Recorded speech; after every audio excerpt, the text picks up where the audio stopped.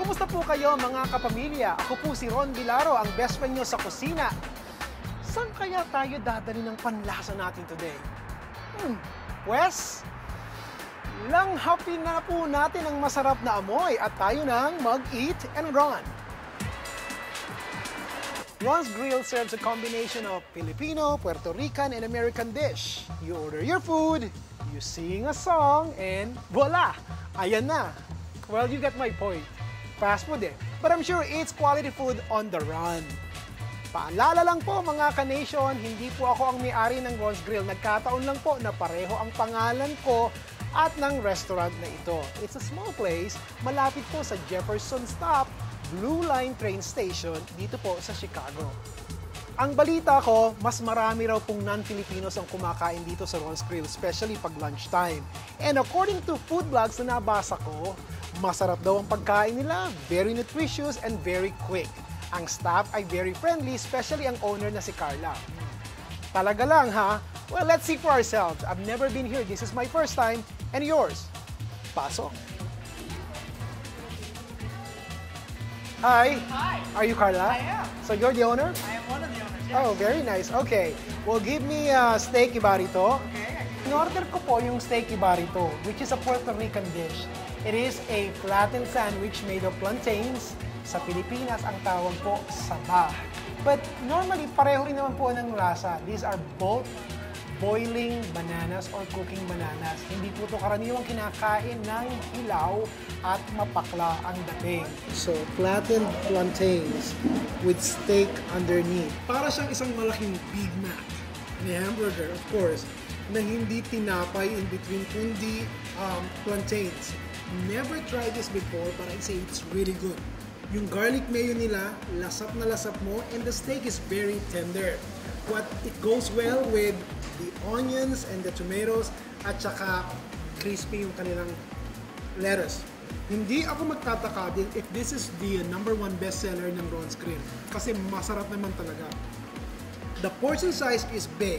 So kung nagda-diet po kayo, then you should probably just order half kung meron. But make sure you take a partner with you dahil hindi nyo kayang ubusin ang isang order. I say this is very good. Now I'm moving on to the next.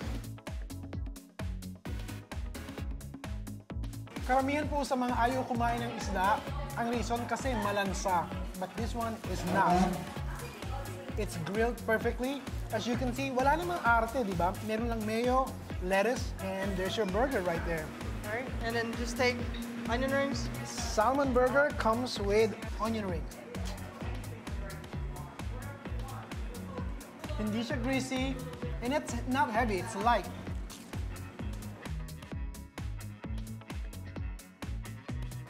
Parang Pilipinas, oh. Amoy na amoy mo parang may toyo at kalamansi na binabad. They have chicken and they have pork.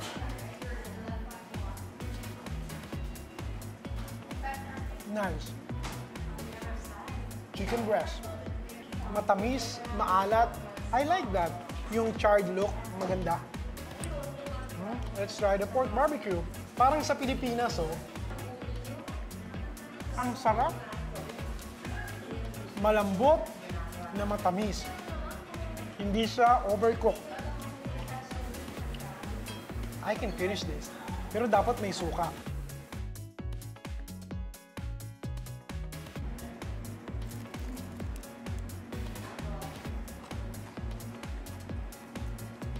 Promising. Let's talk about kung paano napapanatiling malutong o crispy yung inyong balat.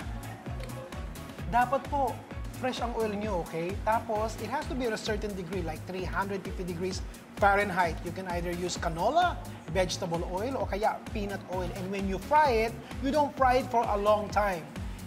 At saka dapat tamang-tama ang temperature, and when you rest it, pagkaluto na po, make sure you separate them like ganito, o kaya may papel.